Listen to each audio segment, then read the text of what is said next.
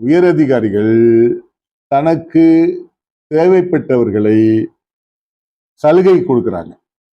தேவைப்படாதவங்களை சலுகை கொடுக்காத பட்சத்துல அவர் உளவியல் பிரச்சனைக்கு ஆளாகும். எல்லாரும் சரிசமமா தானே இருக்கணும்.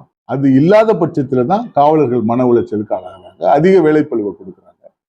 அரசியல் ஆளுமைகளால ரெக்கமெண்ட் பண்ணி வரவங்க, சட்டம் படிச்ச ஒருவர் எங்கிட்ட சமையல் வேலைக்கு வரார் சிறைத்துறையில, அரசாங்க வேலை வேணும்ட்டு. அவர் எப்படி சமையல் வேலையை பார்ப்பாரு? துப்புரவு பணியே தெரியாத ஒரு சமூகத்துக்காரர் துப்புரவு பணியாளரா அரசு வேலை வேணும்ட்டு எங்க சிறைத்துறையில வந்திருக்காரு. குவாலிபிகேஷன் போட்டிருக்காங்க சரிதான்.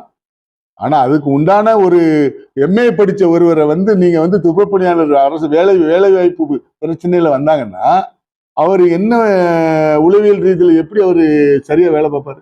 அதனுடைய விளைவு சரியா கல்வி கற்றவர்களுக்கு சரியான வேலை இல்லை. சரியா கல்வி படித்தவர்கள் சரியான வேலைக்கு வர முடியாம அவங்க பார்பரா எங்கிட்ட வந்திருக்காங்க, சமையல்காரங்களை வந்திருக்காங்க, துப்புரவு தொழில வந்திருக்காங்க. ஆனா அவங்களுடைய கல்வி தகுதியை பார்க்கும்போது நமக்கு ரொம்ப கஷ்டமா இருக்கு. ஒரு சமையல்காரருக்கு பெரிய கல்வி தகுதி தேவை இல்லை. ஆனா லா படித்தவர்கள் எங்கிட்ட சமையல்காரர், டிரைவர்கள் எங்க கிட்ட நிறைய படித்தவர்கள் இருக்கு. இன்னுமே தமிழ்நாடு அரசு எந்த அரசாக இருந்தாலும் காவல்துறையிலையும் சிறைத்துறையிலையும் டிரைவருக்குன்னு தனி அப்பாயின்மெண்ட் கம்மியா தான் இருக்கு. உயரதிகாரிகளுக்கு வண்டி ஓட்டுறவங்க பூராமே காவலர்கள் தான் ஓட்டுறாங்க. மந்திரிகளுக்கு காவலர்கள் தான் ஓட்டுறாங்க. அந்த நிலை மாற்றப்படணும். அவங்களுக்குன்னு டிரைவர் தனியா அப்பாயின்மெண்ட் பண்ணுங்க.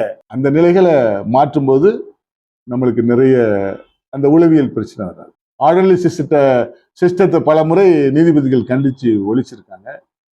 ஆனா அது மறுபடி ஒரு சின்ன சின்ன கீரைகள் வளர்ந்த மாதிரி அது வளர்ந்து திரும்ப மரமா மாறிடுது இல்ல. அதை முற்றிலுமே ஒழிக்க முடியலையே.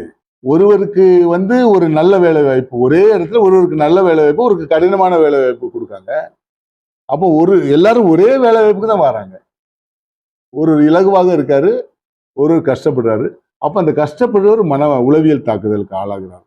அப்போ மன ரீதியாக அவர் சரியான விகிதத்தில் கையாளக்கூடிய விதத்துல சிறை கைதிகளையோ அரெஸ்ட் பண்றவங்களையோ உளவியலாக தான் தாக்குறாங்களே ஒழிய உண்மையாகவே யாரையும் கொலை செய்யும் நோக்கத்தோடோ அல்லது எந்த விதமான அடித்து காலை ஒடிக்கணுங்கிற நோக்கத்தோட காவல்துறை செயல்படுறது இல்லைங்க.